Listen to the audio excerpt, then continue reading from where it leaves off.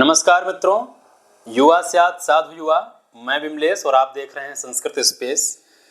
जैसा कि आप सभी को पता है कि हमारी टीम जो एक नया बैच की शुरुआत कर चुकी है, उसका नाम है प्रोफेसर बैच, जिसके अंतर्गत यूजीसी नेट, जेआरएफ और यूपीएससी को कवर किया जा रहा है। तो इसी कड़ी में जो पहला यूनिट है वैदिक साहित्य का, उस वैदिक साहित्य में जो वैदिक संहिता का जो चैप्टर है, उसके प्रथम वीडियो में हम लोगों ने जो वैदिक संहिता में जो वेद हैं, उस वेद के महत्वपूर्ण तथ्यों के बारे में हम लोगों ने जान लिया है। वैदिक साहित्य का विभाजन कैसे हुआ है, वैदिक संहिता कितने हैं, इन सब तमाम बिंदुओं के बारे में हम लोगों ने पिछले वीडियो में, संहिता साहित्य के प्रथम वीडियो में जान लिया है। अब हम लोग जो वेद व्यास ने जो वेदों का जो विभाजन 4 संहिताओं के माध्यम से किया है, उसमें जो प्रथम संहिता है ऋग्वेद, उसके बारे में हम लोग आज जानेंगे। उसके जो महत्वपूर्ण तथ्य हैं उस पर डिस्कस करेंगे और मतलब जितने तथ्यों से जहाँ से प्रश्न बनते हैं उन सभी तथ्यों पे हम लोग विस्तृत चर्चा करेंगे और देखेंगे कि कहाँ से कैसे प्रश्न आते हैं। ठीक है, तो शुरुआत करते हैं अपने बैच के जो ऋग्वेद संहिता का जो द्वितीय ये वीडियो है। तो जो 4 वेद हैं, मतलब जो 4 हमारे संहिता हैं, अगर महत्व की दृष्टि से देखें तो उसमें ऋग्वेद का नाम सर्वप्रथम लिया जाता है। क्यों? क्योंकि हमारे वैदिक परंपरा का या प्राचीन भारतीय ज्ञान परंपरा का सबसे प्राचीन ग्रंथ ऋग्वेद को माना जाता है। तो अपने महत्व की दृष्टि से भी वो महत्वपूर्ण है और अपने जो उसके अंदर जो ज्ञान है उसके दृष्टि से भी वो अनुकूल है।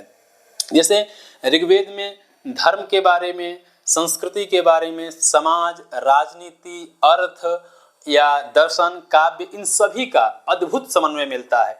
ऐसा कोई भी अंश नहीं है जिसका ऋग्वेद में समावेश न हुआ हो।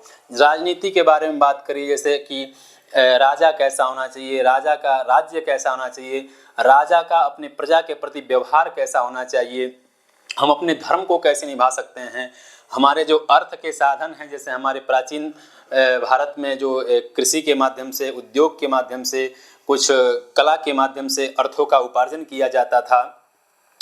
एक जो हमारी समाज की अवधारणा थी, देखिए समाज हमारे प्राचीन भारत में पहले भी जो पारिवारिक जीवन है, उस पारिवारिक जीवन को ये जो पारिवारिक जीवन है हमारा, ये संयुक्त परिवार की अवधारणा पर आश्रित था।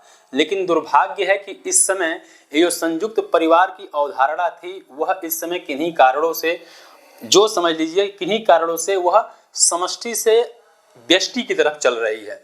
मतलब जो परिवार इकट्ठा होकर चल रहा था, मतलब जो हमारे यहाँ परिवार को परिवार कहा जाता था, अब वह परिवार एक फैमिली के अर्थ में बदल गया है। फैमिली का अर्थ क्या बताते हैं कि 2 लोगों को फैमिली मानते हैं, और परिवार का अर्थ हमारे माता पिता, भाई बहन, पुत्र पुत्री, जितने लोग हैं एक परिवार के सदस्य के रूप में होते हैं, सभी एक साथ बैठते हैं, एक साथ भोजन करते हैं, एक ही आंगन के बीच रहते हैं। ऐसी प्रथा हमारे भारतीय ज्ञान परंपरा में, प्राचीन ज्ञान परंपरा में थी। ठीक है, तो ये ऋग्वेद का महत्व क्या है, इस बातों से आप अंदाजा लगा सकते हैं। ठीक, तो आइए हम सीधे अब टॉपिक पे आते हैं। तो पहले देखते हैं कि ऋग्वेद का परिचय क्या है। तो जैसा कि जानते हैं कि ऋग्वेद में मंत्र हैं, तो ऋग्वेद कहते कैसे? देखिए, ऋग्वेद है, इसमें 2 शब्द हैं, एक है ऋक और एक है वेद। ठीक है, ऋग्वेद, ऋक मतलब ऋक का अर्थ क्या होता है कि ऋच्यते स्तूयते अनया इति ऋक, ऋच्यते स्तूयते अनया इति ऋक, मतलब जिन मंत्रों के द्वारा देवताओं की स्तुति की जाती है उसको हम ऋग्वेद कहते हैं।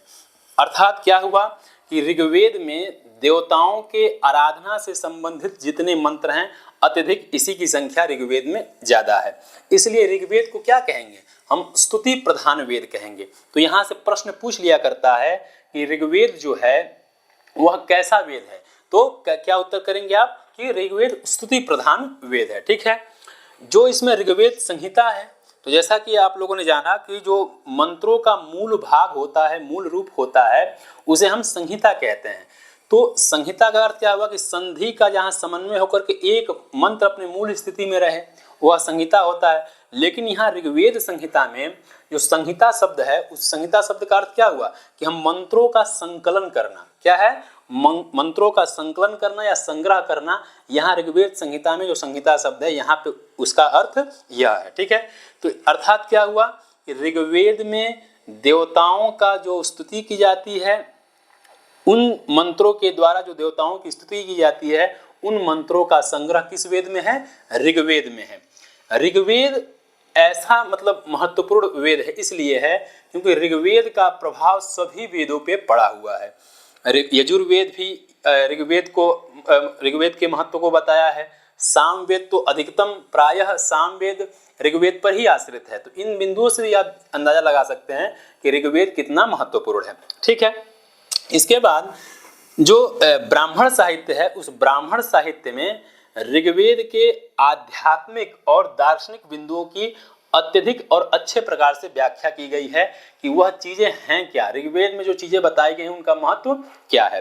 ठीक है, इसके बाद से तो अभी तक हमने क्या जाना कि ऋग्वेद जो है स्तुति प्रधान वेद है। ठीक है, यहाँ से तो प्रश्न लायक यह बात है। ठीक, अब आते हैं हम कुछ अन्य बिंदु पे। जैसा कि जो वेद है, वेद में हमारे आचार्यों ने कहा है, जैसे देखिए ऋग्वेद है वह ऋग्वेद क्या है? भूर्लोक है। और यजुर्वेद क्या है? यजुर्वेद अंतरिक्ष लोक है। और सामवेद क्या है? आपका द्युलोक है। एक तरह से माने तो इन तीनों वेदों में तीनों लोक समाहित हैं। मतलब ऐसा कोई भी, इन सभी लोकों की ऐसी कोई भी अवधारणा नहीं है जो इस वेद में समाहित न हो। इसी संदर्भ में जो ऋग्वेद को भूर्लोक माना जाता है, वह भूर्लोक अग्नि देवता प्रधान माना जाता है। इसलिए ऋग्वेद की उत्पत्ति अग्नि देवता से मानी जाती है। ठीक है, तो ऋग्वेद के देवता कौन है? अग्नि है। ठीक है, तो इसको ध्यान रखेंगे। जैसा कि आप लोगों को हमने बताया था कि श्रौत यज्ञों में जो व्यक्ति अनुष्ठान इत्यादि कराते हैं, जो पुरोहित होते हैं, उन पुरोहित को हम क्या कहते हैं? ऋत्विक कहते हैं। ठीक है, तो वह ऋत्विक, ऋग्वेद का कौन ऋत्विक है? तो वह होता है। कौन है? होता है। तो देवता कौन है? अग्नि। ऋत्विक कौन है? होता। ठीक, जैसा कि आप जानते हैं कि वेदव्यास ने क्या किया था कि वेदों का विभाजन किया था, और वेदों के विभाजन करने के बाद एक एक संहिताओं का ज्ञान अपने 4 शिष्यों में दिया था। ठीक है, उन 4 शिष्यों का नाम क्रमशः क्या था? पैल, वैशंपायन, जैमिनी और सुमंतु। तो उसमें जो पैल हैं उनको किस वेद का ज्ञान कराया था? तो यजुर्वेद, ऋग्वेद का ज्ञान कराया था। इसलिए जो इसके आचार्य होंगे वो कौन होंगे? पैल होंगे। ठीक है, और जो ऋग्वेद का उपवेद है, ठीक है, जो उपवेद है वो कौन है? आयुर्वेद है। ठीक है, तो इन सभी बिंदुओं को आप लोग बिल्कुल स्पष्ट रूप से नोट करके याद रखेंगे। ठीक है, जैसे एक बार रिकॉल कर लेते हैं कि ऋग्वेद के देवता कौन है? अग्नि है। ऋत्विक कौन है? होता है। आचार्य कौन है? पैल है। और उपवेद कौन है? आयुर्वेद है। ठीक है, इसके बाद जो हमारे ऋग्वेद में देवताओं के स्तुति करने वाले जो मंत्र हैं, उनका यदि हम पारिभाषिक नाम जाने तो उनको हम पारिभाषिक, जो उनके ऋचा हैं, उन ऋचाओं का पारिभाषिक नाम क्या है? शस्त्र है। क्या नाम है? शस्त्र है। शस्त्र किसे कहते हैं?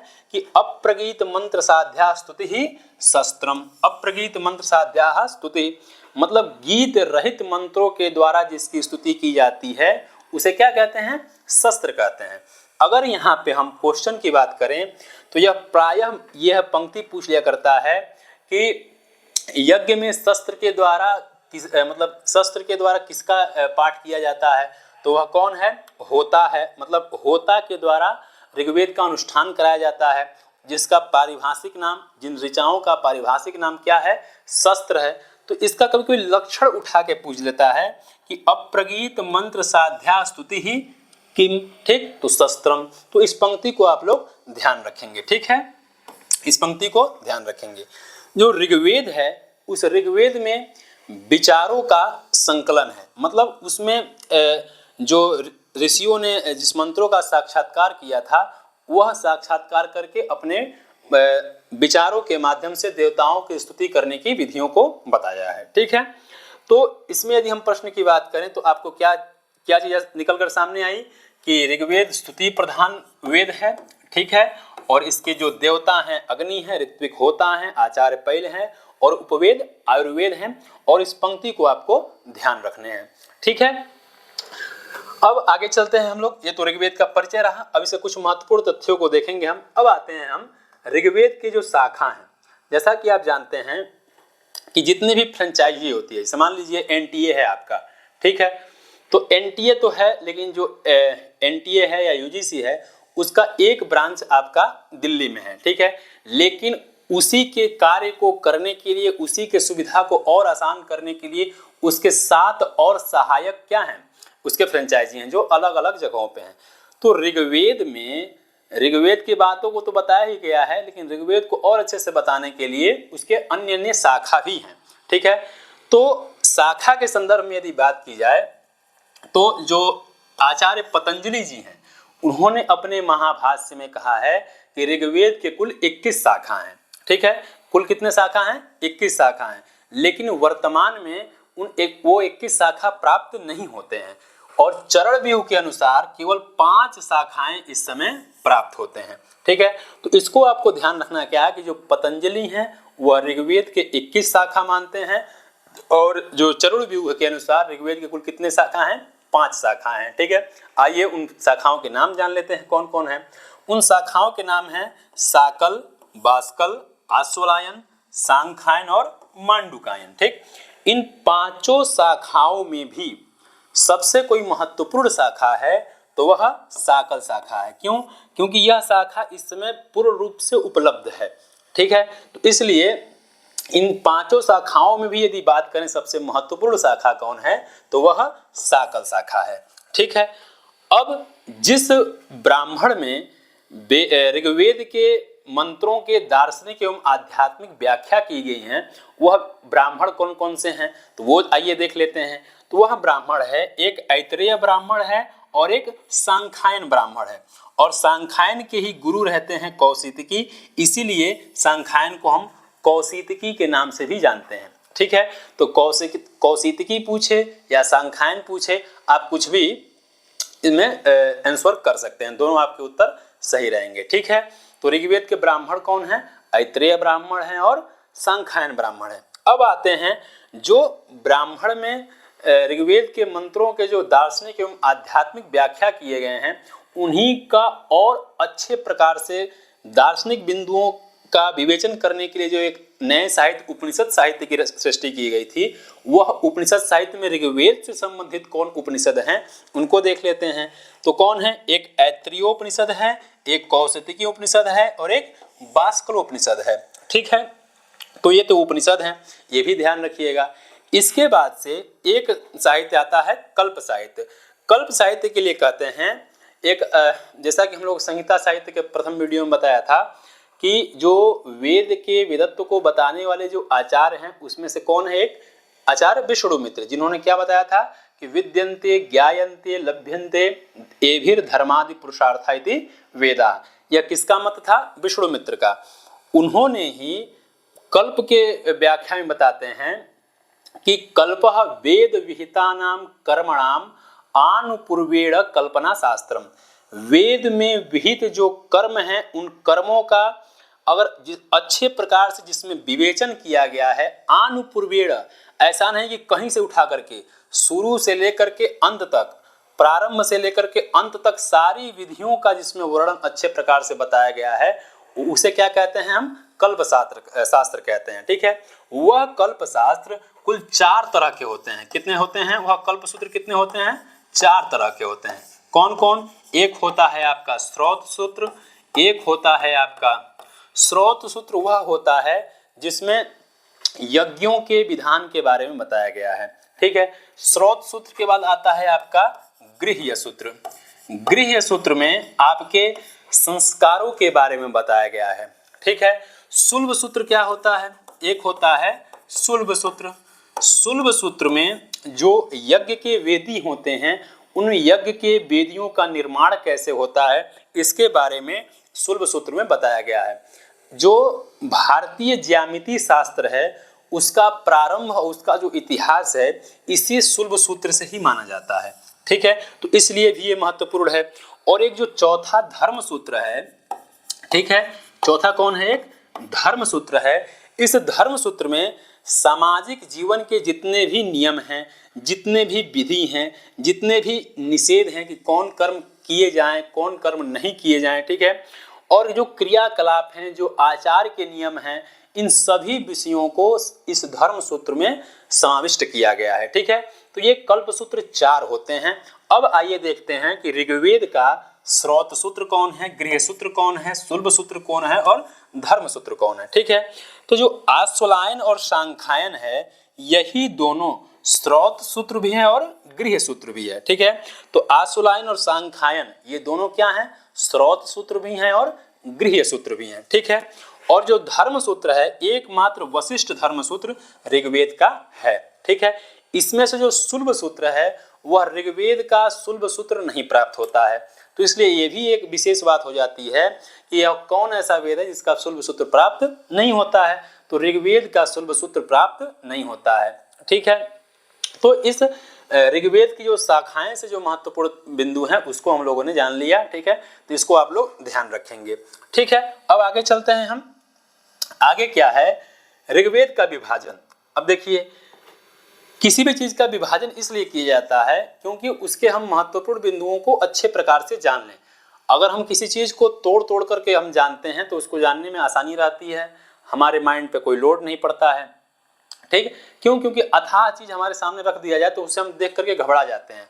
वो चीज हम वो काम नहीं कर सकते हैं जो हम उस पर कर सकते थे, इसलिए हम उसको, इसलिए अगर आप दिन भर मान लीजिए आप तैयारी कर रहे हैं, फ्रस्ट्रेट हो जा रहे हैं, नहीं कर पा रहे हैं, तो आप चीज़ों को थोड़ा थोड़ा करके बांट लें कि हम एक समय में इतना पढ़ेंगे, तो आपका भार भी आपके माइंड पे नहीं आएगा, चीज़ों को आप आसानी से कर भी ले जाएंगे, ठीक है। तो आइए देखते हैं ऋग्वेद का विभाजन कैसे हुआ है। तो जो ऋग्वेद का विभाजन है, उस ऋग्वेद का विभाजन 2 प्रकार से किया गया है। किसमें? अष्टक क्रम में और मंडल क्रम में, ठीक है। अष्टक क्रम का वर्णन बाष्कल शाखा में मिलता है और मंडल क्रम का वर्णन शाकल शाखा में मिलता है, ठीक है। तो इसको भी ध्यान रखिए कि बाष्कल शाखा में क्या कौन सा विभाजन है और शाकल शाखा में कौन सा विभाजन है। तो 2 विभाजन होते हैं, एक अष्टक क्रम, एक मंडल क्रम, ठीक है। आगे देखते हैं, जो पहला है अष्टक क्रम, उस अष्टक क्रम में इस ऋग्वेद में कुल 8 अष्टक हैं। कितने हैं? 8 अष्टक हैं। इन 8 अष्टकों को अध्यायों में बांटा गया है, ठीक है। यानी 8 अष्टक हैं, 8 अष्टकों को अध्यायों में बांटा गया है और प्रत्येक अध्याय में 8-8 अष्टक हैं, ठीक है। तो अगर 8-8 अष्टक हैं और 8 अध्याय हैं तो कितने होंगे? 8 = 8 64, यानी 64 क्या है? 64 अध्याय हैं, ठीक है। और प्रत्येक अध्यायों को वर्गों में विभाजित किया गया है, ठीक है। तो वर्ग कितने हैं? कुल 2024 वर्ग हैं, ठीक है। तो अष्टक क्रम में आपको क्या ध्यान रखना है कि कितने अष्टक हैं, कितने अध्याय हैं और कितने वर्ग हैं। ये तो रहा आपका अष्टक क्रम। अब आते हैं मंडल क्रम में, ठीक है। दूसरा क्या है? मंडल क्रम। तो ऋग्वेद में कुल 10 मंडल हैं। कितने मंडल हैं? कुल 10 मंडल हैं और उस 10 मंडल में कुल 85 अनुवाक हैं। कितने अनुवाक हैं? कुल 85 अनुवाक हैं और उस 10 मंडलों को मिला करके जो सूक्तों की संख्या है वह 1028 सूक्त है। कितना है? 1028 सूक्त है। एक खिल सूक्त होता है, वह खिल सूक्त है बालखिल्य सूक्त। क्या है? बालखिल्य सूक्त। बालखिल्य सूक्त, ठीक है। बालखिल सूक्त की संख्या 11 है। यहाँ से 2 तरह से क्वेश्चन बन जाते हैं कि अगर बालखिल सूक्त को छोड़ दिया जाए तब कितने सूक्त होंगे? तब 1017 सूक्त होंगे, ठीक है। और बालखिल सूक्त को जोड़ दिया जाए तब जाके आपके 1028 सूक्त होंगे, ठीक है। तो यहाँ से 2 तरह से प्रश्न बन जाते हैं कि बालखिल सूक्त छोड़ करके कितने सूक्त हैं? तो 1017 हैं। और बालखिल सूक्त को ले लिया जाए तब कुल टोटल कितने सूक्त होंगे? तो 1028 सूक्त होंगे, ठीक है। और इस बालखिल सूक्त का वर्णन जो 10 मंडलों में जो 8वां मंडल है उसमें बताया गया है, ठीक है। और इसमें जो ऋचाएं हैं उसमें कुल कितने ऋचाएं हैं? 10,552 ऋचाएं हैं, ठीक है। तो इसमें जो ऋग्वेद के विभाजन में आपको जानना क्या है कि कुल 2 प्रकार से विभाजन किए गए हैं, अष्टक क्रम एवं मंडल क्रम। अष्टक क्रम में 8 अष्टक 64 अध्याय 2024 वर्ग, और मंडल क्रम में 10 मंडल 85 अनुवाक 1028 सूक्त और 10,552 ऋचाएं हैं। ठीक है, इसको आप लोग स्पष्ट रूप से ध्यान रखिएगा। ठीक है, आगे चलते हैं। अगला आपका है कि मंत्र दृष्टा ऋषि एवं ऋषिकाएं। जैसा कि आप जानते हैं कि हमारे ऋषियों ने मंत्रों का साक्षात्कार किया हुआ है अपने ज्ञान की दृष्टि से, अपने तपस्या के कारण, अपने प्रातिभ चक्षु के कारण ऋषियों ने उन मंत्रों का साक्षात्कार किया था। जैसा कि हमारे आचार्य यास्क ने बताया गया है कि साक्षात्कृत धर्माणो ऋषियो बभू, मतलब हमारे ऋषियों ने वैदिक मंत्रों का क्या किया था, वो मतलब साक्षात्कार किया था। तो इसीलिए कहा जाता है कि इस मंत्र के ऋषि ये हैं, इस मंत्र के ऋषि ये हैं। ठीक है, तो आइए देखते हैं कि जो 10 मंडल हैं उस 10 मंडलों में कितने कितने मंत्र हैं, किस मंडल के कौन ऋषि हैं। ठीक है, क्योंकि यहाँ से प्रश्न पूछता है। ठीक है, तो जो कुल 10 मंडल हैं उन 10 मंडलों में देखिए 2 कॉमन बातें हैं। 2 कॉमन बात क्या है कि जो पहला मंडल है और जो आखिरी 10वां मंडल है, दोनों में मंत्र जो सूक्त हैं उस सूक्तों की संख्या एकदम सामान्य है, मतलब समान रूप से है। 151 सूक्त इसमें भी है और 151 सूक्त इसमें भी है। ठीक है, और जो 10वां मंडल है उस 10वां मंडल को सबसे अर्वाचीन मंडल माना जाता है। मतलब ऐसा हमारे आचार्यों ने कहा है कि 10 मंडल था नहीं वेद में, 10वें मंडल को बाद में जोड़ा गया। ठीक है, तो इसलिए सबसे अर्वाचीन मंडल किसको माना जाता है, 10वें मंडल को माना जाता है। इसके बाद द्वितीय मंडल में 43, तृतीय में 62, चौथे में 58, पांचवें में 87, छठवें में 75 और 7 में 104, 8 में 103 और 9 में 114 सूक्त हैं। ठीक है, तो इसके आप लोग सूक्तों की संख्या को जरूर ध्यान रखेंगे। ठीक है, तो ये तो रहा आपके सूक्त। अब आते हैं हम जो इन सूक्तों के कौन कौन दृष्टा ऋषि हैं। तो जो प्रथम मंडल है उस प्रथम मंडल के जो ऋषि हैं वो मधुच्छंदा और मेघातिथि। ठीक है, तो इन दोनों नामों को आप लोग ध्यान रखेंगे। क्योंकि कुछ मंत्रों का दर्शन हमारे मधुच्छंदा ऋषि ने किए थे और जो उनके अवगात में नहीं था उनका बाकी मेघातिथि ने कर लिया। मतलब यहाँ पर उन्होंने मिल करके काम किया हुआ। ठीक है, लेकिन जो दूसरा मंडल है, दूसरे मंडल से 7वें मंडल तक, कितने मंडल तक, 2 से 7, जो 2 से 7वां मंडल है इस मंडल को हम क्या कहते हैं, परिवार मंडल कहते हैं। परिवार मंडल इसलिए कहते हैं क्योंकि इस मंडल के जितने भी ऋषि हैं इन मंडलों के ऋषियों के द्वारा ही, या कहें इन ऋषियों के वंशजों के द्वारा ही इन मंत्रों का क्या किया गया, साक्षात्कार किया गया है। मतलब एक ही ऋषि के खानदान से सारे मंत्रों का दर्शन किया गया है। ठीक है, तो वो कौन होते हैं, 2 से 7 कौन क्या कहते हैं, वंशीय मंडल कहते हैं। यहाँ मंडल का जो अर्थ है, मंडल का अर्थ होता है वंश या परिवार, वंश परिवार। ठीक है, ठीक है, तो इसको ध्यान रखिएगा। अब देख लेते हैं, देखिए गृत्समद है जो द्वितीय मंडल के ऋषि हैं। द्वितीय मंडल में जो इंद्र सूक्त है उस इंद्र सूक्त के भी ऋषि गृत्समद को माने जाते हैं, इसको भी ध्यान रखिए। तीसरे विश्वामित्र हैं, चौथे वामदेव हैं, 5वें अत्रि हैं, 6ठे भारद्वाज हैं और 7वें वशिष्ठ हैं। ये जो 2 से 7 तक के जो ऋषि हैं ना, इन ऋषियों को परिवार मंडल कहा जाता है, वंश मंडल कहा जाता है। इन ऋषियों के द्वारा ही इन मंत्रों का साक्षात्कार किया गया है। ऐसा नहीं कि यहाँ प्रथम मंडल की तरह मधुच्छंदा और मेघातिथि 2 लोग मिलकर जो किए हैं, ऐसे नहीं है। यहाँ एक ही परिवार से सभी मंत्रों का दर्शन किया गया। ठीक है, 8वें आपके कण्व हैं। ठीक है, इसको ध्यान रखिएगा। इसके बाद से जो ऋग्वेद का जो 9वां मंडल है, उन 9वें मंडल के जो ऋषि हैं वो पौमान को कहा जाता है। मतलब यह पूरा रूप से जो 9वां मंडल है वो पौमान सोम मंडल को समर्पित है। मतलब सबसे महत्वपूर्ण सवाल यहाँ से बनता है कि वह कौन ऐसा मंडल है जो पूर्ण रूप से सोम को समर्पित है, तो वह कौन मंडल है, 9वां मंडल है। ठीक है, तो इसको ध्यान रखिएगा। 10वां है तित विमदादि इत्यादि। तो आपको 1 से लेकर के 9 तक तो जरूर बिल्कुल ही ध्यान रखने हैं, उसमें भी 2 से 7 और जो 9वां मंडल है उसको विशेष रूप से ध्यान रखिएगा। ठीक है, इसके बाद से ये तो दृष्टा ऋषि हो गए। इसके बाद से कुछ ऋषिकाएं भी आती हैं। ऐसा नहीं कि हमारे उस समाज में उस समय केवल मतलब पुरुषों को ही पुरुषों की ही प्रधानता थी, उस समय महिलाओं की भी प्रधानता थी। ये इस बात का प्रमाण है। क्यों? क्योंकि उस समय हमारी जो ऋषिकाएँ हैं वो भी कुछ मंत्रों के दृष्टा हैं। तो कौन है? तो देखिए 21 ऋषिकाएँ हैं। कौन है? 21 ऋषिकाओं के द्वारा कुल 224 मंत्रों का साक्षात्कार किया गया था। ठीक है, उसमें से कुछ हम ऋषिकाओं के नाम जान लेते हैं। कई बार पूछ लेता है कि जो ऋषिकाएँ हैं उन ऋषिकाओं में से कौन है कौन नहीं है, तो कुछ ऋषिकाओं के नाम जान लेते हैं। जैसे सूर्य सावित्री हैं, घोषा काक्षीवती हैं, अदिति हैं, अपाला हैं और रोमसाद इत्यादि हैं। ठीक है, ये ऋषिकाएँ हैं।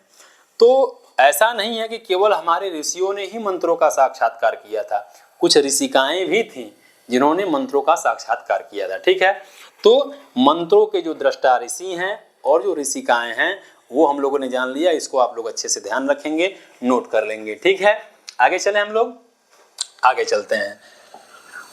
आगे क्या है? आगे है ऋग्वेद में छंदो विधान।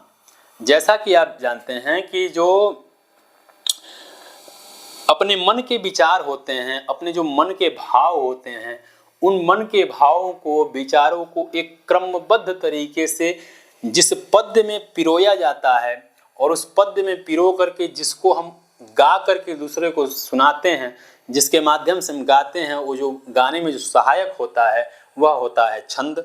ठीक है, तो वह ऋग्वेद में छंदों का विधान किस तरह से किया गया है? तो देखिए ऋग्वेद में कुल 20 छंदों का प्रयोग हुआ है। कितने छंदों का प्रयोग हुआ है? 20 छंदों का प्रयोग हुआ है। लेकिन महत्ता की दृष्टि से देखें, प्रामाणिकता की दृष्टि से देखें तो मुख्यतः कुल 7 छंद काफी महत्वपूर्ण है। मुख्य रूप से अगर छंद माने ऋग्वेद में तो कुल 7 छंदों का अत्यधिक प्रयोग हुआ है। कितने छंदों का? 7 छंदों का। ठीक है, तो 7 छंद कौन कौन है? तो पहला है गायत्री, जिसमें कुल 24 अक्षर हैं। ठीक है, कितने अक्षर हैं? 24 अक्षर हैं। दूसरा है उषणिक, जिसमें कुल 28 अक्षर हैं। अनुष्टुप में 32 अक्षर हैं। बृहति में 36 अक्षर हैं और पंक्ति में 40, त्रिष्टुप में 44 और जगति में क्या है? 48 अक्षर हैं। ठीक है, यानी आप 24 से शुरू करिए, सब में 4-4 की संख्या ऐड करते जाइए, सभी छंदों के अक्षरों का गणना आपको पता चल जाएगा। यहाँ से प्रश्न कैसे पूछ लेता है? जैसे मान लीजिए कि गायत्री में कुल 3 पाद होते हैं। ठीक है, तो 3 पाद होते हैं। तीनों पाद में, एक पाद में कितने होते हैं? 8 अक्षर होते हैं। द्वितीय में भी 8, तृतीय में भी 8। ठीक है, इसी प्रकार से उषणिक में 4 पाद। इस प्रकार से आप जो छंदों के जो अक्षर हैं उसको बिल्कुल स्पष्ट रूप से ध्यान रखिएगा, क्योंकि यहाँ से घुमा फिरा के प्रश्न पूछ लिए जाते हैं। ठीक है, तो ये 7 छंद तो महत्वपूर्ण हैं, इनके क्रम को ध्यान रखिएगा। क्यों? क्योंकि सब में 4-4 की संख्या ऐड की गई हैं, इसलिए इसको ध्यान रखना जरूरी है। इसके अलावा भी कुछ अन्य छंद भी हैं, उसमें कोई देख लेते हैं। जैसे अति जगती है, सब में 4-4 की संख्या जोड़ते जाना है। तो अति जगती में कुल कितना था? 48 था। ठीक है, तो अति जगती में कितना होगा? 52 होगा। सक्वरी है, सक्वरी में 56 होगा। अति सक्वरी में 60 होगा। अष्टी में 64 होगा। अत्यष्टि में 68 होगा। धृति में 72 होगा। अति धृति में 76 होगा। ठीक है, इसी प्रकार से कृति 80, प्रकृति 84, आकृति 88, विकृति 92, संस्कृति 96, अभिकृति आपका 100 और उत्कृति में कुल 104 अक्षर होते हैं। तो एक तरह से देखें तो आप गायत्री से शुरू करिए और उत्कृति तक जाएंगे आप, तो सब में 4-4 संख्या ऐड करते जाइए, आपके अक्षरों के गणना का पता चल जाएगा। आपको ध्यान क्या रखने हैं कि कौन किसके बाद आता है, और जो कौन किसके बाद आता है गायत्री का ध्यान रहेगा, तो उसके आप ये बैठा ले जाएंगे कि इसमें कितने अक्षर होते हैं। ठीक है, इन सभी छंदों में मुख्यतः जो 20 छंद प्रयोग हुए हैं ऋग्वेद में, उन 20 छंदों में जो 7 मुख्य रूप से प्रयोग हुए हैं, उन 7 छंदों में भी जो गायत्री छंद है वह सबसे प्रमुख छंद माना जाता है। ठीक है, सबसे प्रमुख छंद कौन माना जाता है? गायत्री छंद को माना जाता है। ठीक है, तो ये ऋग्वेद में छंदों का विधान है, यहाँ से प्रश्न पूछ लिया करता है। ठीक है, आगे चलते हैं। आगे है आपका ऋग्वेद के कुछ महत्वपूर्ण सूक्त। ठीक है, जैसा कि आप जानते हैं कि ऋग्वेद का विभाजन जो मंडल में हुआ है, उस मंडलों में सूक्त हैं। यानी ऋग्वेद में देवताओं के स्तुति के मंत्र दिए गए हैं, जिनके माध्यम से हम देवताओं की स्तुति करते हैं, देवताओं की आराधना करते हैं। तो वो सूक्तों की कैटेगरी क्या है? ठीक है, तो उन सूक्तों को समझने के लिए हमारे आचार्यों ने उन सूक्तों को सुविधा की दृष्टि से कुल 4 भागों में विभाजित किया है। कितने भागों में विभाजित किया है? 4 भागों में विभाजित किया है। वह 4 कौन कौन है? एक धार्मिक सूक्त है, मतलब एक तरह से कहें तो ऋग्वेद में धार्मिक सूक्तों की प्रचुर मात्रा में समावेशन है। ठीक है, क्यों? क्योंकि देवताओं को संबोधित करते हुए उनको स्तुति की गई है, तो लगभग सभी चीजें धर्म के परिप्रेक्ष्य में ही हैं। ठीक है, लेकिन कुछ सूक्त ऐसे भी हैं जो धर्म से बाहर में कुछ अन्य तथ्यों को बताते हैं, इसलिए इनको समझने की दृष्टि से 4 भागों में इनका विभाजन किया गया है। आइए देखते हैं कौन कौन। तो धर्म सूक्त, धार्मिक सूक्त जिसमें धर्मों के बारे में बताया गया है, उसमें कौन कौन है? जैसा कि यदि आप जब आगे इसका विशिष्ट अध्ययन पढ़ेंगे तो इसमें से कुछ महत्वपूर्ण सूक्त भी लगे हुए हैं जिसके बारे में आपको पढ़ना भी है। लेकिन कभी कभार क्या होता है कि ऐसा मान लीजिए दे कि अग्नि संहिता, मतलब अग्नि जो सूक्त है वह किस वेद से है, या कोई अन्य सूक्त का नाम उठा के दे दे और पूछ दे कि किस सूक्त से है, तो मान लीजिए ध्यान नहीं रखेंगे तो एक छोटा सा क्वेश्चन गलत हो जाएगा। ठीक है, तो इसमें देखिए जो धर्म सूक्त के अंतर्गत आते हैं वो कौन है? इंद्र हैं, अग्नि हैं, वरुण हैं, उषस हैं, मरुत हैं, विष्णु हैं, मरुत हैं, मरुत 2 बार हो गया है, पर्जन्य है, उषस है, अश्विनी है। ठीक है, ये सब क्या है? ये सब देवता हैं। इन देवताओं की स्तुति की जाती है और ये देवताओं के पास जिन जिन मंत्रालयों का कार्यभार है उस मंत्रालयों से हमको लाभ हो, हमको कुछ फल मिले, इसलिए इन देवताओं की जो स्तुति के जो मंत्र हैं उन मंत्रों के द्वारा उन देवताओं की स्तुति की जाती है कि हे देवता आइए हमारा काम करिए। ठीक है, क्यों? क्योंकि वहाँ की स्तुति की। जैसे मान लीजिए वरुण है, वरुण न्याय सबसे मतलब न्यायाधीश के देवता हैं, मतलब इनसे न्याय की गुहार की जाती है। तो भैया न्याय की गुहार करिए तो कम से कम न्याय के क्षेत्र में जो काम होता है वो भी तो करिए आप। ये थोड़ी ना है कि आप कुछ और काम करके आए हों और वरुण जी से कहिए कि हमको न्याय दिला दीजिए। तो ऐसा तो है नहीं कि आप स्पेशल वरुण जी का आप स्तुति कर रहे हैं तो आपको न्याय मिल जाएगा। न्याय लायक होंगे तो न्याय मिल भी जाएगा, ठीक, नहीं रहेंगे तो नहीं मिलेगा।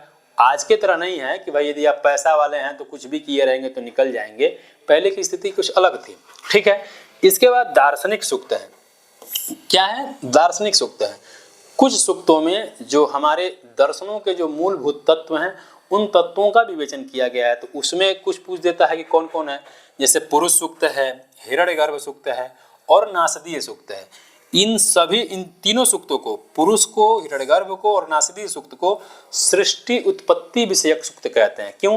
क्योंकि इस जो हमारी सृष्टि है, इस सृष्टि की उत्पत्ति कैसे हुई इनके बारे में इन सूक्तों में अच्छे प्रकार से विवेचन किया है। इसलिए नासदीय सूक्त में कहा था कि मतलब जो हमारे मतलब सृष्टि की जो पहली अवस्था थी उसमें न सत था न असत था, मतलब जो भी चीज़ आपने आँख के सामने आप देख रहे हैं, जो भी आप इमेजिन कर सकते हैं, वो कोई भी चीज़ इस दुनिया में शुरुआत में थी ही नहीं। ठीक है, तो सृष्टि की उत्पत्ति कैसे हुई इसके बारे में इन सूक्तों में बताया गया है। तो यहाँ से प्रश्न कैसे पूछता है? प्रश्न ऐसे पूछ लेता है कि इनमें से सृष्टि विषयक या सृष्टि उत्पत्ति विषयक सूक्त कौन है। ठीक है, तो इनको आप लोग ध्यान रखेंगे। इसके बाद है लौकिक सूक्त। देखिए ऋग्वेद मूल रूप से मतलब धार्मिक सूक्त के अंतर्गत ही सभी सूक्त आ जाते हैं, लेकिन ऐसा नहीं है कि ऋग्वेद में केवल धार्मिक सूक्त ही हैं। ऋग्वेद में जो ऋग्वेद के युग का जो समाज है उस समाज का भी तो वर्णन उसमें किया गया होगा। तो उस समाज का मतलब समाज का जो दर्शन है, जो समाज की जो बातें हैं उसमें मतलब उस बातों को जिसमें बताया गया है वह लौकिक सूक्त है। अगर आप चारों संहिताओं के विषय में बात करें तो चारों संहिताओं में लौकिक दृष्टि से लौकिक बिंदुओं के बारे में सबसे अत्यधिक चर्चा कहीं आई है तो अथर्ववेद है। इसलिए अथर्ववेद के सामने ऋग्वेद अत्यल्प है, मतलब बहुत छोटा है, लेकिन फिर भी इसमें लौकिक सूक्त हैं। ऋग्वेद के युग के जितने जो सामाजिक चित्रण हैं इन लौकिक सूक्तों के माध्यम से बताया गया है। ठीक है, तो वो लौकिक सूक्त कौन है महत्वपूर्ण देख लीजिए। विवाह सूक्त है जो 10वें मंडल का 85वां सूक्त है। एक अक्ष सूक्त है जो 10वें मंडल का 34वां सूक्त है, जिसमें ये बताया गया है कि जुआ इत्यादि खेलना कितना गलत बात है। क्यों? क्योंकि आप जुआ खेलेंगे, जो कमाए रहेंगे वो हार जाएंगे, इसलिए लोक से ही संबंधित बातें हैं, इसलिए बताया गया है। विवाह, एक जो विवाह होता है उस विवाह में जो कन्या होती है, कन्या का क्या रोल होता है, कन्या का उस परिवार में स्थान क्या होता है, उस कन्या के प्रति परिवार में रहने वाले लोगों का क्या मतलब व्यवहार होना चाहिए। जैसा कि आजकल देखा जा रहा है कि तमाम तरह के जो विचार हैं बदल चुके हैं, जो एक अलग अलग न्यूज बन करके सामने आ रहे हैं, जो तमाम लोगों के दिलों को क्या करें, उद्वेलित कर रहे हैं, परेशान कर रहे हैं, जो जिस तरह के न्यूज आजकल समाज में आ रहे हैं। क्यों? क्योंकि जो विवाह का जो कंसेप्ट है ना, बिल्कुल एक मॉडर्निटी से जोड़ दिया गया है। भाई दो लोगों के जीवन का सवाल है, आप उस जीवन से खेलना शुरू कर देंगे तो भाई ये कोई कॉन्ट्रैक्ट थोड़ी ना है कि आप साइन कर लिए, जितना दिन मन रहा आप साथ रहे, जब मन हट गया तो छोड़ दिए। ये थोड़ी ना बात है। इसलिए ऐसे लोगों को विवाह सूक्त जरूर पढ़ना चाहिए कि उसकी मतलब उसकी स्थिति क्या होती है, वह परिवार के लिए क्यों आवश्यक है। ठीक है, तो लौकिक सूक्त है। कुछ संवाद सूक्त होते हैं जिसमें संवाद के माध्यम से चीज़ों को बताया जाता है। उसमें से पूर्वा और वसी संवाद है, यमयमी संवाद है, शर्मा पड़ी संवाद है, विश्वामित्र नदी संवाद है, इंद्र मरुत संवाद है, अगस्त्य लोपा मुद्रा संवाद है। ठीक है, तो इसमें से संवाद सूक्त भी पूछ लिया करता है, कोई कोई मंडल भी पूछ लिया जाता है। जैसे मान लीजिए 10-95 का ये है, यानी 10वें मंडल के 95वां सूक्त है। 10-10 का ये है यमयमी। ठीक, 10-108 का ये है, और विश्वामित्र तीसरे मंडल का 33वां सूक्त है। ठीक है, तो इसको भी ध्यान रखिएगा। इन सूक्तों में 4 महत्वपूर्ण सूक्त हैं जो आपके पाठ्यक्रम में लगे भी हुए हैं, इसके बारे में हम लोग आगे पढ़ेंगे। ठीक है, तो इसको जरूर ध्यान रखिए। कई बार पूछ लेता है कि विश्वामित्र नदी संवाद सूक्त का और किस मंडल में आया हुआ है, या जिस मंडल में आया है वो किस नंबर का सूक्त है, तो इन बिंदुओं को आप लोग ध्यान रखेंगे। ठीक है, इन सूक्तों के अलावा भी कुछ अन्य महत्वपूर्ण सूक्त हैं जहां से सीधे सवाल उठाकर पूछ लेता है। उसमें से कौन कौन है? एक दान स्तुति सूक्त है, एक श्रद्धा सूक्त है, एक अस्यवामीय सूक्त है, एक मंडूक सूक्त है। ठीक है, इसको भी आप ध्यान रखेंगे। ठीक है, तो इनके अलावा अगर बात करें, एक ऋग्वेद का जो प्रथम सूक्त है और अंतिम सूक्त है, यह सीधा प्रश्न पूछ लेता है। तो ऋग्वेद के प्रथम मंडल का प्रथम सूक्त जो है वो अग्नि सूक्त है। कौन सूक्त है? अग्नि सूक्त है। और कभी कभी इसी से और सूक्ष्म दृष्टि से सवाल पूछ लेता है कि वह कौन ऐसा वेद है जिसकी शुरुआत अ अक्षर से हुई है। ठीक है, तो ये भी आप लोग ध्यान रखिएगा। देखिए कि यहाँ पे आपके समझ को वो पहचान रहा है कि आप जब जान रहे हैं तो चीज़ों को किस प्रकार से जान रहे हैं। ठीक है, तो पहला सूक्त कौन है? अग्नि सूक्त है। और ऋग्वेद का जो सबसे अंतिम सूक्त है वह कौन है? वह संज्ञान सूक्त है। तो इसको भी आप ध्यान रखेंगे। पहला सूक्त अग्नि सूक्त और अंतिम सूक्त संज्ञान सूक्त है। ठीक है, इसको आप लोग ध्यान रखेंगे अच्छे से, तो सूक्तों से क्वेश्चन आपके गलत नहीं होंगे। अब आगे चलते हैं हम लोग। देखिए इसके बाद कुछ ये तो ऋग्वेद से मोटा मोटी जितना एक महत्वपूर्ण बिंदु हुए जहाँ से प्रायः प्रश्न पूछे जाते हैं, उन सभी बिंदुओं को हम लोग ने जान लिया है। ठीक है, इसके अलावा कुछ अन्य महत्वपूर्ण तथ्य हैं जहाँ से सीधे प्रश्न पूछ लेता है। वो कौन कौन है देख लीजिए। आपने सुना होगा कि एकम सद विप्रा बहुधा वदंती। एक ही सत्य है और जिसको विप्र अनेक में बोलते हैं। ठीक है, यह जो पंक्ति है किससे संबंधित है ये भी पूछ लेता है। तो ऋग्वेद से संबंधित है। संगच्छध्वम संवदध्वम, ये जो मंत्र है यह भी किससे संबंधित है? ऋग्वेद से संबंधित है। तो इसको आप लोग ध्यान रखेंगे। हालांकि ये अब संभव नहीं है कि साथ चलिए साथ बोलिए, ये अब अलग अलग दृष्टि में देखा जाता है। लेकिन भाई एक ज्ञान और व्यक्तिगत जीवन आजकल तो दोनों अलग अलग हो गए हैं। ज्ञान आपका अपने पास, हमारा व्यक्तिगत जीवन अपने पास।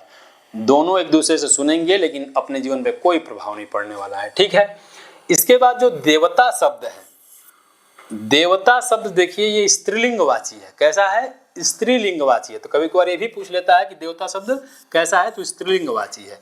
ये कुछ और महत्वपूर्ण तथ्य हैं, इसको आप लोग ध्यान रखिएगा।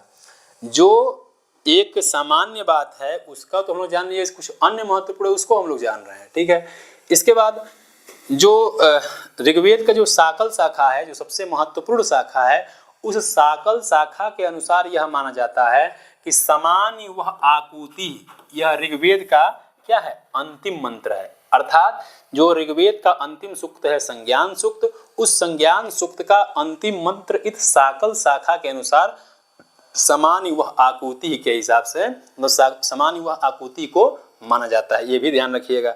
इसके बाद जो देवताओं के प्रकार हैं, देवताओं के जो प्रकार हैं ऋग्वेद में इन देवताओं को 3 भागों में बांटा गया है। कौन कौन? एक है पृथ्वी स्थानीय देवता, एक अंतरिक्ष स्थानीय देवता, एक द्यू स्थानीय देवता, जिसमें पृथ्वी स्थानीय देवता के रूप में अग्नि है, अंतरिक्ष स्थानीय देवता के रूप में इंद्र एवं वायु हैं, और द्यू स्थानीय देवता के रूप में सूर्य हैं। ठीक है, तो इन देवताओं के हिसाब से प्रश्न पूछ लेता है। ठीक है, और जैसा कि आप जाने जो कल्प सूत्र जो 4 तरह के होते हैं उसमें शुल्ब सूत्र ऋग्वेद का प्राप्त नहीं होता है। ठीक है, इसको आप लोग अच्छे से ध्यान रखेंगे। इसके बाद आते हैं हम अगले बिंदु पे। यदि हम ऋग्वेद को एक दृष्टि में जाने कि हमको इतने बिंदुओं के बाद हमको यदि एक दृष्टि में क्या क्या ध्यान रखना है इसमें से, तो उसको हम लोग देख लेते हैं कि कौन कौन से ऐसे बिंदु हैं। देखिए, आपको कौन कौन से बिंदु बिल्कुल ध्यान रखने हैं। ऋग्वेद के आचार्य कौन हैं? ठीक है, ऋग्वेद के आचार्य कौन हैं? तो आचार्य आपके अग्नि हैं। ऋत्विक कौन है? उपवेद कौन है? अपर नाम क्या है? अपर नाम क्या है? 10 मंडल होने के कारण इसको दशतई भी कहते हैं, और होता इसके ऋत्विक हैं, इसलिए इसको होत्री वेद के नाम से भी जानते हैं। ठीक है, ऋग्वेद का विभाजन किस प्रकार से हुआ है? विभाजन में जो जो अष्टक क्रम, मंडल क्रम, उसमें कौन क्या है, इसको ध्यान रखिएगा। इसके बाद जो ऋग्वेद की उत्पत्ति मानी जाती है, उत्पत्ति के वो देवता कौन है? तो अग्नि देवता है। ठीक है, तो इसको ध्यान रखिएगा। इसके बाद से उसके शाखा क्या है, ब्राह्मण क्या है, आरण्यक क्या है, उपनिषद क्या है। इसके बाद श्रौत सूत्र क्या है, गृह सूत्र क्या है, धर्म सूत्र, शुल्ब सूत्र, चूंकि है ये नहीं है तो इसका बातें छोड़िए। जो एक शिक्षा ग्रंथ है, जो ऋग्वेद के जो शिक्षा ग्रंथ है वह है पाणनीय शिक्षा, और जो प्रातिशाख्य है वह एकमात्र ऋग्वेद का प्रतिशाख्य प्राप्त होता है, जिसके रचयिता आचार्य शौनक हैं, जिसमें कुल 3 अध्याय हैं। ठीक है, उन 3 अध्यायों में कुल 18 पटल हैं, यानी इन 3 अध्यायों में एक अध्यायों में कुल 6 पटल हैं। एक अध्याय में कितने पटल हैं? 6 पटल हैं। उन 6 पटल को मिला दिया जाए तो कुल 18 पटल हो जाते हैं। तो यहाँ से देखिए 2-3 तरह से क्वेश्चन बन सकते हैं कि कुल कितने अध्याय हैं, टोटल कितने पटल हैं, एक अध्याय में कितने पटल हैं, इसको आप लोग अच्छे से ध्यान रखेंगे। तो यहाँ से देखिए महत्वपूर्ण ये है कि यदि एक दृष्टि में हमको ऋग्वेद के बारे में जानना हो तो इतने बिंदुओं को आप बिल्कुल ही जाने रहिएगा। ठीक है, इससे बाहर लगभग प्रायः क्वेश्चन नहीं पूछे जाते हैं। ठीक है, आगे चलते हैं। इसके बाद जो हम लोगों ने ऋग्वेद को पढ़ा, उसमें से ऋग्वेद से संबंधित जो पहले के पेपर में जो प्रश्न पूछे गए हैं उन 2-4 प्रश्नों को देखेंगे कि कैसे प्रश्न पूछे जाते थे। उन प्रश्नों को देख करके आपको ये अंदाजा लग जाएगा कि प्रश्न कैसे पूछे जाते हैं, तो आपकी तैयारी अच्छे प्रकार से चल सकती है। ठीक है, देखते हैं। पहला देखिए क्वेश्चन आ गया कि ऋग्वेद का ऋग शब्द से अर्थ भवति। जो ऋग्वेद में जो ऋक है, कौन है? ऋक है। इस ऋक शब्द का अर्थ क्या है? तो ऋग्वेद का अर्थ क्या है कि स्तुति, मतलब जैसा कि शुरू में ही आपको बताया कि जिन मंत्रों के द्वारा देवताओं की स्तुति की जाती है, तो यहाँ से और पूछ सकता है कि वह कौन ऐसा वेद है जो स्तुति प्रधान है। ठीक है, इसको भी ध्यान रखिएगा। इसके बाद वंशीय मंडलानि उपलभ्यन्ते। वंशीय मंडल किस वेद में उपलब्ध है? जैसा कि आप जानते हैं कि मंडल 2 से 7 तक, हाँ लगभग 2 से 7 तक जो मंडल है उसको वंश मंडल कहते हैं। वह वंश मंडल किस में है? तो ऋग्वेद में है। ठीक है, तो ये इसको ऐसे प्रश्न पूछे जाते हैं, इसको आप ध्यान रखिएगा। ठीक है, आगे चलते हैं, कुछ और प्रश्न देख लेते हैं। आगे आया देखिए, हम जिस पे बात कर रहे थे कि ऋग्वेद में पूर्ण रूप से सोम मंडल को समर्पित कौन मंडल है? तो वह कौन मंडल है? क्या है? ऋग्वेदे पूर्ण रूपेण सोम समर्पितम मंडलम अस्ति। और ऑप्शन ये दिया, ऑप्शन गलत है यहाँ पे। ऑप्शन आपको डालना है यहाँ पे ऐसे, जैसे मान लीजिए 3 डाल दीजिए, 5, 9, 8। ठीक है, तो पूर्ण रूप से सोम मंडल को समर्पित कौन मंडल है? तो 9वां मंडल है। ठीक है, अब देख लीजिए आगे पूछ रहा है कि समीचीनम वर्तते। समीचीनम वर्तते, इसमें से 2 ऑप्शन सही है, वो कौन है देख लेते हैं। वेद दिया है और आचार्य दिया है और देवता दिया है। ठीक है, तो उसको देख लेते हैं। तो आप जानते हैं कि ऋग्वेद के जो आचार्य हैं वो कौन हैं? ऋग्वेद के आचार्य अग्नि हैं, और नहीं, ऋग्वेद की उत्पत्ति अग्नि से हुई है और आचार्य इसके पहले हैं। ठीक है, देख लीजिए। तो सी में सी वाला सही है और डी वाला सही है। ऑप्शन में देख लीजिए सी डी कहाँ है, सी ऑप्शन आपका सही है। तो इस प्रकार से प्रश्न पूछते हैं, आपको इस तरह के प्रश्नों को ध्यान रखना है, ऐसे प्रश्न बनाने हैं, इस हिसाब से तैयारी करने हैं। ठीक है, आगे चलते हैं, कुछ और प्रश्न है शायद। हाँ, एक प्रश्न और है कि समान युवा आकुति समाना हृदयान युवा कस्य वेदस्य अंतिमो मंत्र। जैसा कि हमने बताया कि जो ऋग्वेद का सबसे महत्वपूर्ण शाखा है शाकल शाखा, उस शाकल शाखा के अनुसार जो सबसे अंतिम मंत्र माना जाता है वह इस मंत्र को माना जाता है। तो इसलिए किस वेद से संबंधित मंत्र है, तो यह ऋग्वेद से संबंधित मंत्र है। ठीक है, तो इस तरह के प्रश्न पूछे जाते हैं। इन प्रश्नों को आप लोग देखिए ध्यान से, तो आपको एक आइडिया लग जाएगा कि प्रश्न कैसे पूछे जाते हैं। ठीक है, तो आज के वीडियो में हम लोगों ने जो चारों संहिता हैं, उन चारों संहिता में जो ऋग्वेद संहिता है उसके महत्वपूर्ण बिंदुओं को हम लोगों ने जान लिया है। ठीक है, तो आने वाले वीडियो में और जो बाकी जो 3 संहिता हैं उसके बारे में जानेंगे। ठीक है, तो तब तक के लिए आप लोग इस चैनल को लाइक करिए, शेयर करिए, सब्सक्राइब करिए, अपने मित्रों में ज़्यादा से ज़्यादा बांटिए ताकि इस वीडियो के माध्यम से वो लाभ प्राप्त कर सकें और अपने परीक्षा को उत्तीर्ण कर सकें। सभी मित्रों को, सभी को महादेव, युवा स्यात् साधु युवा। नमस्कार।